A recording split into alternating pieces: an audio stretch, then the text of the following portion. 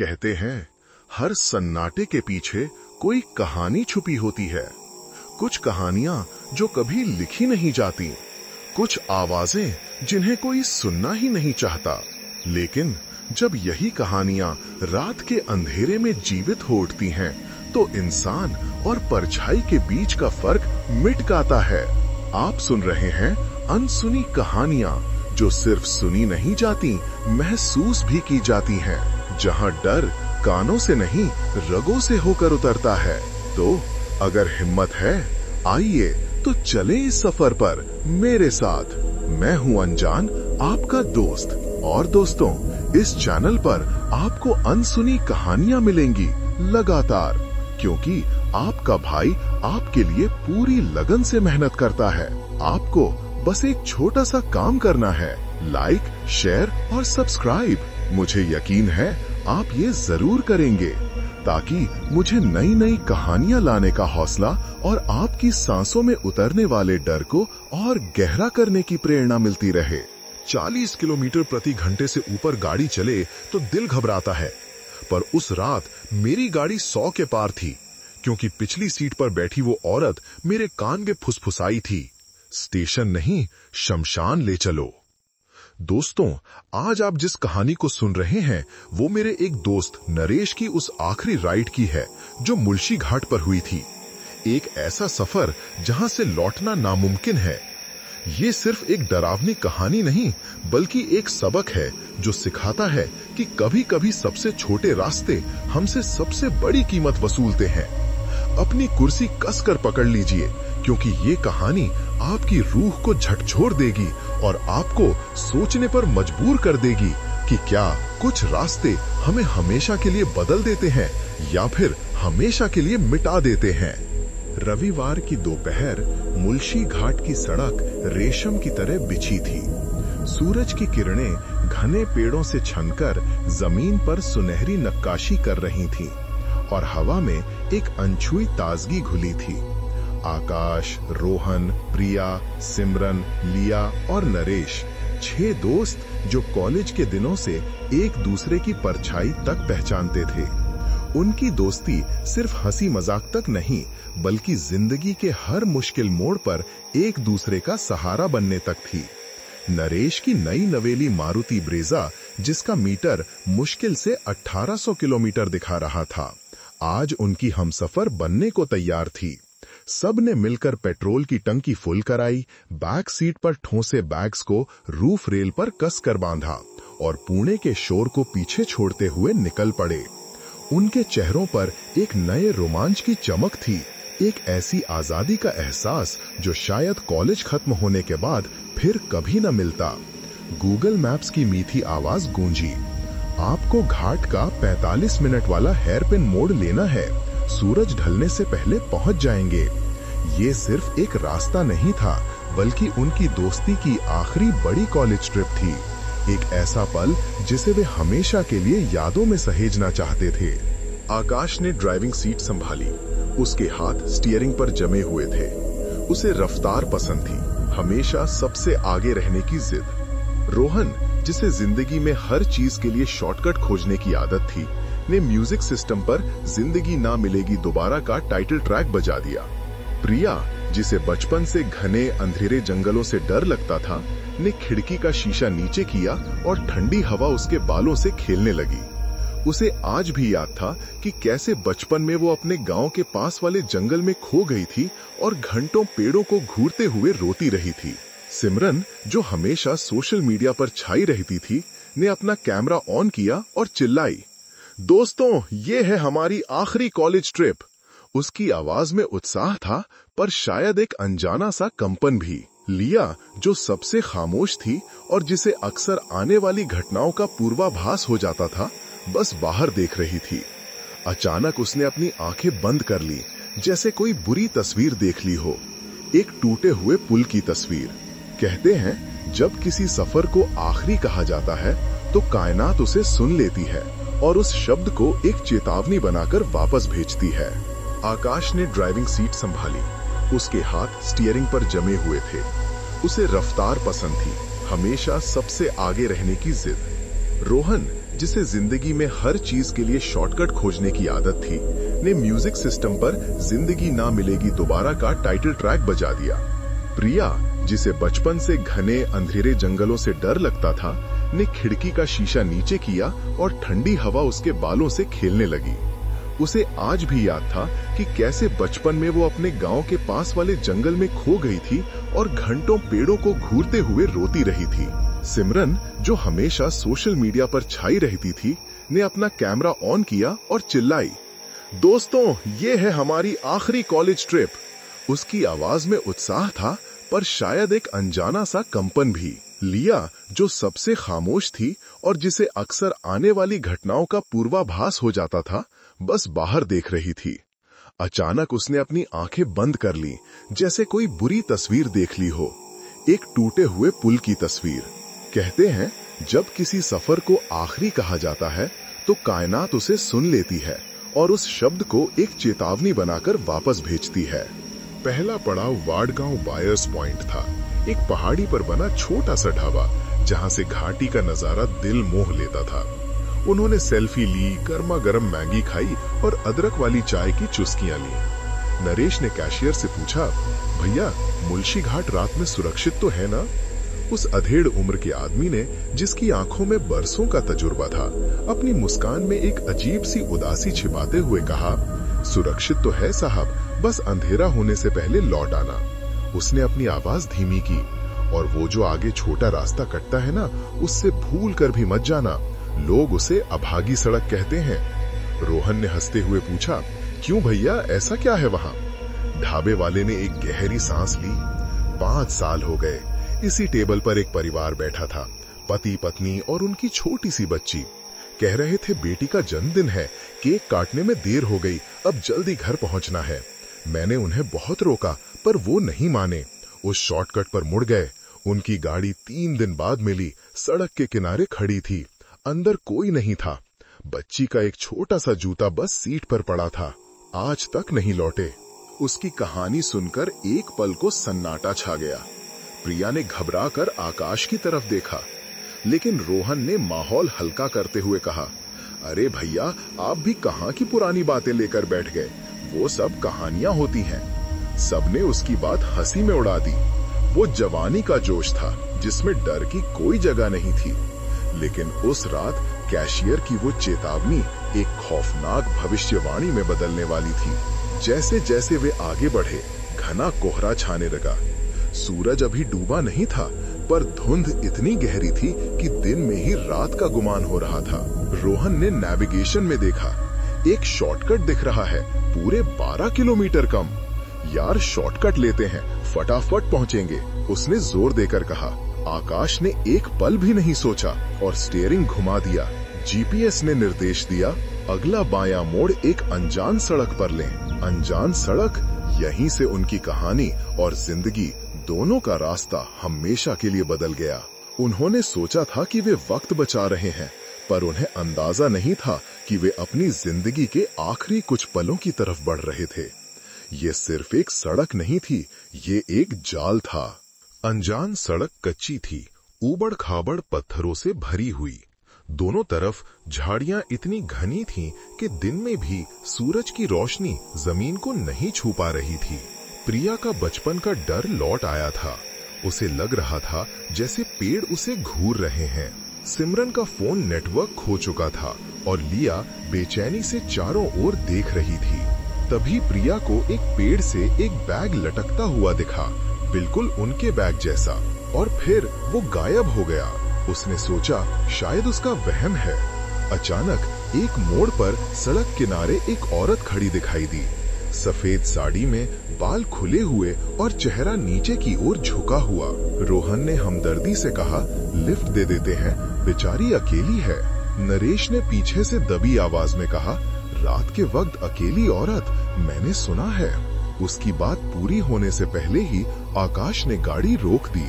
दया दर पर भारी पड़ गई थी। औरत ने धीरे से खिड़की की तरफ देखा।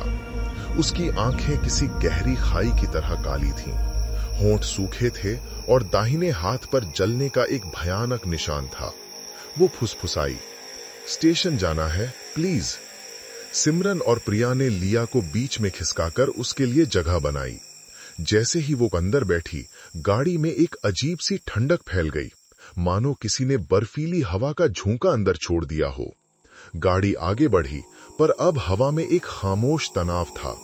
नरेश ने रियर व्यू मिरर में देखा और उसका दिल धक से रह गया। कांच में औरत की परछाई नहीं दिख रही थी। उसने हिम्मत करके पूछा, मैडम आपका नाम? कोई जवाब नहीं आया। तभी लिया की नजर मिरर पर पड़ी और उसकी रूह कांप गई। औरत मुस्कुरा रही थी। उसके दांत सड़े हुए थे और उनमें से एक दांत सुनहरा था। वो मुस्कान किसी खुशी की नहीं, बल्कि एक अमानवीय क्रूरता की थी। रोहन ने जीपीएस दोबारा चालू किया।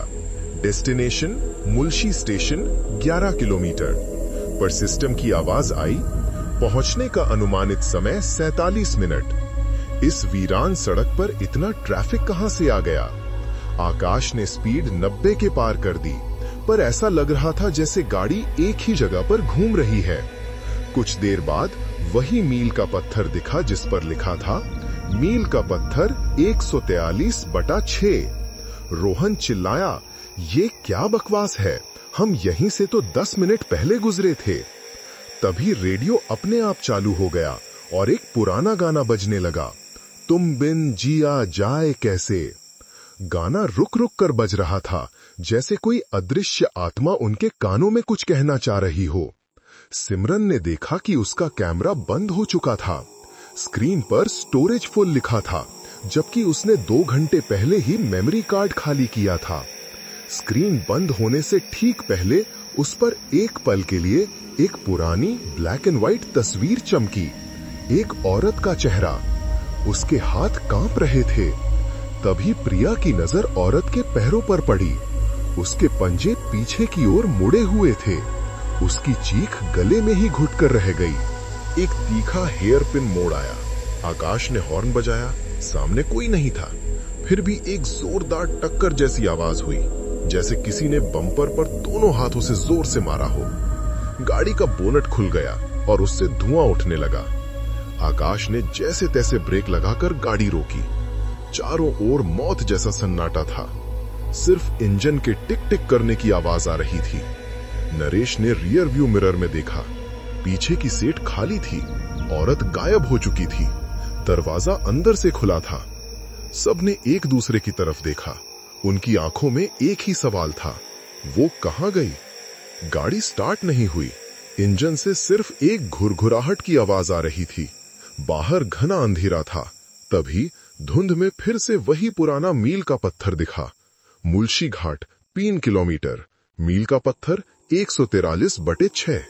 रोहन ने नकली हिम्मत दिखाते हुए कहा, पैदल चलते हैं, कोई गाड़ी मिल जाएगी। नरेश ने उसकी बात काटी। इस वक्त ये वो जगह है जहां लोकल लोग भी दिन में अकेले आने से डरते हैं। अचानक कोहरे में उन्हें एक ऑटो रिक्शा खड़ा दिखाई दिया, जिसकी नंबर प्लेट टूटी हुई थी। अंदर ड्राइवर अपना मुंह कपड़े से ढककर सो रहा था। आकाश ने उसे झकझोरते हुए पूछा, भैया लिफ्ट मिलेगी? लिया ने मना किया, नहीं, इसमें कुछ ठीक नहीं लग रहा। पर रोहन बोला, यहीं मरना है क्या? चलो बैठते हैं। ड्राइवर उठा। उसकी आंखें सुर्ख लाल थीं और आवाज सूखी। स्टेशन जाना है, बैठो। बैठते वक्त नरेश ने सुना, ड्राइवर धीरे से बुदबुदाया, केस नंबर 58, 6 लोग। वे डर और उम्मीद के साथ पीछे बैठ गए। ऑटो एक अजीब धक धक की आवाज के साथ स्टार्ट हुआ। नरेश ने पूछा, ये ऑटो चालू कैसे हुआ? इसमें बैटरी तो दिख नहीं रही। ड्राइवर ने पीछे मुड़कर देखा। उसके दांत काले थे और एक दांत सुनहरा था, ठीक उसी औरत की तरह। उसने एक खौफनाक मुस्कान के साथ कहा, बैटरी होगी तभी तो चलेगा ना। और फिर फुसफुसाया, अब 6 हैं, जल्द ही 5 होंगे। ऑटो ने उल्टी दिशा में मोड़ लिया। रोहन चिल्लाया, भैया स्टेशन तो दाईं तरफ है। ड्राइवर ने उसे खाली नजरों से देखा और कहा, शॉर्टकट है। ऑटो एक पुराने पुल पर चढ़ गया, जिसकी रेलिंग टूटी हुई थी। नरेश ने दरवाजा खोलने की कोशिश की, पर वो लॉक था। अचानक ऑटो की लाइट्स चमकी और सड़क किनारे एक बोर्ड दिखा, मुल्शी शमशान घाट 500 मीटर। प्रिया चीख पड़ी, रोको। ऑटो रुका और एक भयानक सन्नाटा छा गया। ड्राइवर उतरा और उसने दरवाजा खोला। सब बाहर निकले। शमशान का बड़ा सा दरवाजा लोहे की जंजीरों से बंधा था। बीच में एक चिता जल रही थी, बिना किसी शरीर के। बस नीले रंग की लपटें हवा में नाच रही थीं। नरेश ने देखा, आग के सामने उसी औरत की परछाई खड़ी थी। वो बोली, तुमने लिफ्ट तो दी, अब उतारना भी तुम्हें ही पड़ेगा। औरत ने धीरे से अपना हाथ उठाया और चिता की लपटें तेज हो गईं। उसकी आंखों में अब गुस्सा नहीं, बल्कि एक गहरी उदासी थी। उसने कहा, मैंने तय किया है, जो भी ये शॉर्टकट लेकर आएगा वो मेरी आखिरी सवारी बनेगा। तुम 6 में से किसी एक को मेरे साथ यहीं रुकना होगा। उसकी आवाज के साथ साथ हवा में कई और फुसफुसाहटें गूंजने लगीं। रुक जाओ, हमें अकेला मत छोड़ो। नरेश ने पूछा, और अगर हम सब भागने की कोशिश करें तो? औरत की हंसी उस सन्नाटे में गूंज गई। कोशिश कर लो, पुल टूट चुका है और ये रास्ता एक बंद गली है। पांचों ने एक दूसरे को देखा। आकाश ने कांपते हुए कहा, हम वोट करेंगे, जिसका नाम आएगा वो जाएगा। औरत मुस्कुराई, ठीक है, पर तुम्हारे पास सिर्फ 5 मिनट हैं। लिया, जिसे अब तक सब कुछ समझ आ चुका था, बोली, ये वोटिंग का सवाल नहीं है, ये हमारे कर्मों का नतीजा है। मैंने उसे मिरर में देखकर भी कुछ नहीं कहा, ये मेरी गलती है। 3 मिनट बचे थे। नरेश ने आखिरकार फैसला किया। उसकी आंखों में एक अजीब सी शांति थी। उसने कहा, माचिस की तीली, जिसकी सबसे छोटी जलेगी वो जाएगा। सब मान गए। उन्होंने 6 तीलियां तोड़ी। नरेश ने जानबूझकर सबसे छोटी तीली उठाई और कहा, सौदा तय हुआ। औरत ने ताली बजाई, समय समाप्त। नरेश ने अपने दोस्तों की तरफ देखा। उसकी आंखों में प्यार और एक आखिरी चेतावनी थी, मुझसे वादा करो, तुम लोग फिर कभी कोई शॉर्टकट नहीं लोगे। प्रिया रो पड़ी, हम कोई और रास्ता निकालेंगे, तुम रुको। नरेश ने एक फीकी सी मुस्कान दी, बस जाओ, सूरज उगने से पहले मुल्शी घाट पार कर लो। चिता की नीली लपटों ने उसे अपनी ओर खींच लिया। नरेश ने आग की तरफ कदम बढ़ाया और उसकी परछाई धीरे धीरे औरत में समा गई। शमशान के दरवाजे की जंजीरें अपने आप खुल गईं और सामने एक पतला सा पुल दिखा जो मुख्य सड़क की ओर जाता था। बाकी पांचों ने दौड़ लगा दी। पीछे से नरेश की आवाज आई, पर उन्होंने मुड़कर नहीं देखा। सुबह के 5:45 मुल्शी घाट के किनारे एक पुलिस जीप खड़ी थी। कांस्टेबल ने पांचों को देखा। वे आधे बेहोश, डरे हुए और सदमे में थे। उन्होंने पुलिस को बयान दिया, हमारा दोस्त खो गया है, शायद कोई भूस्खलन हुआ है। उनकी आवाजें कांप रही थीं, पर उन्होंने रात की पूरी सच्चाई बताने की हिम्मत नहीं की। भला कौन उनकी बात पर यकीन करता? पुलिस ने खोज शुरू की, लेकिन उन्हें कुछ नहीं मिला। ना कोई शरीर, ना कपड़े, ना ही किसी छठे व्यक्ति का कोई निशान। नरेश अग्रवाल, उम्र 22, पुलिस रिकॉर्ड में एक और गुमशुदा इंसान बनकर रह गया। स्थानीय थाने के हेड कांस्टेबल रावत ने एक पुरानी धूल भरी फाइल खोली। उन्होंने बताया कि 2010 से हर साल उसी जगह मील के पत्थर 143/6 के पास 2 लोगों के लापता होने की रिपोर्ट दर्ज होती है। शव कभी नहीं मिलते। रावत ने एक पुरानी रिपोर्ट पढ़ी। केस नंबर 42, साल 2014। एक हनीमून कपल शॉर्टकट लेने के बाद गायब, गाड़ी मिली, लोग नहीं। एक और रिपोर्ट थी, केस नंबर 51, साल 2016। एक सोलो बाइकर जो रात में घाट पार कर रहा था, फिर कभी नहीं दिखा। रावत ने एक और राज खोला। 2018 में एक सर्वाइवर मिला था, एक ड्राइवर जो पागल हो चुका था, उसका बयान भी वही था।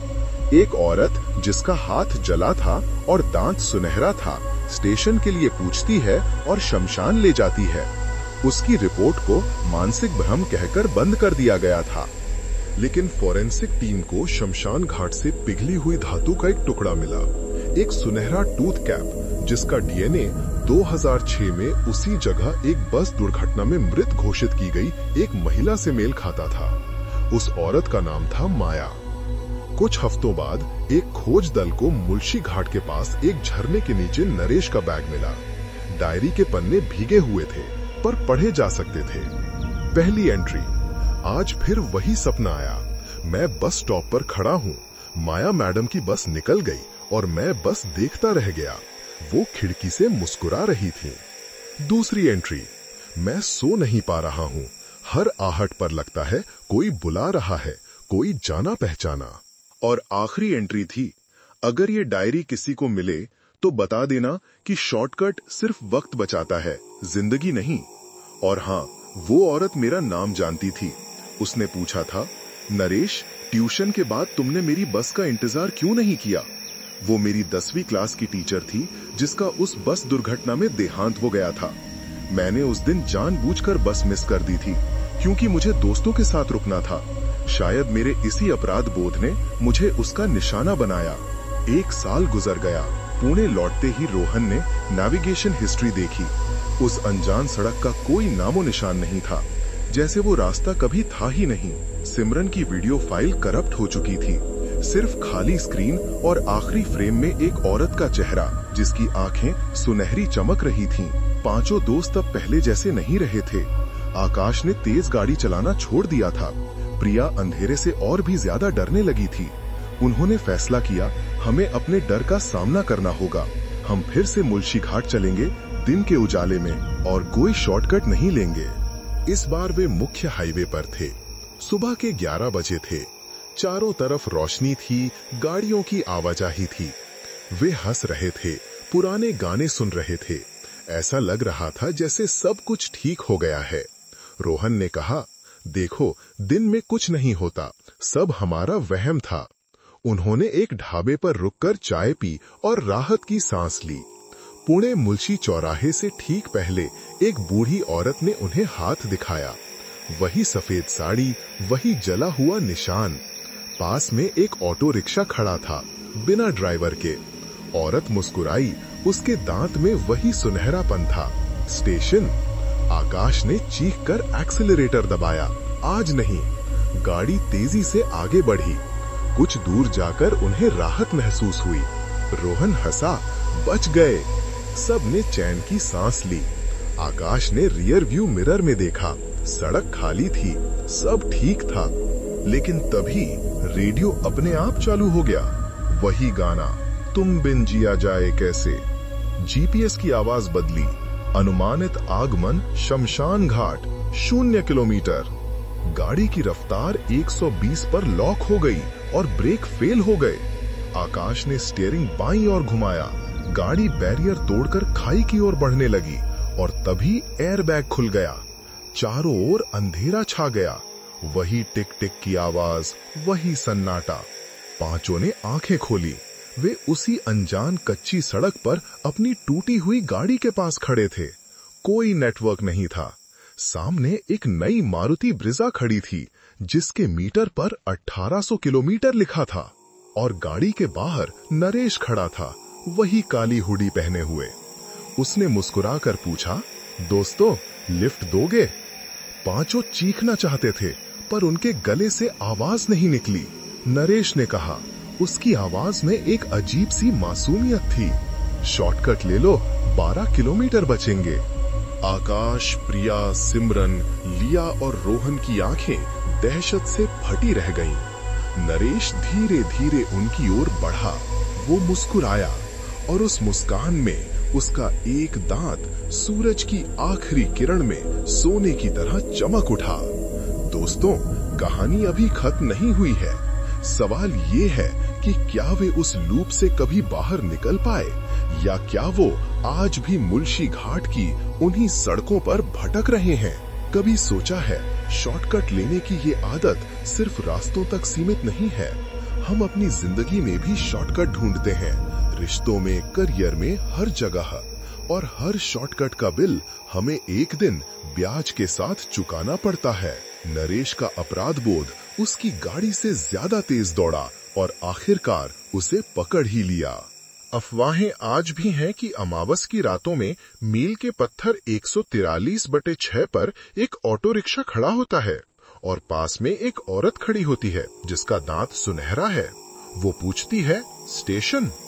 अगर आप कभी आधी रात को मुल्शी घाट से गुजरें तो याद रखना, कभी कोई शॉर्टकट नहीं लेना, क्योंकि कभी-कभी जिंदगी को छोटा करने के लिए एक छोटा रास्ता ही काफी होता है।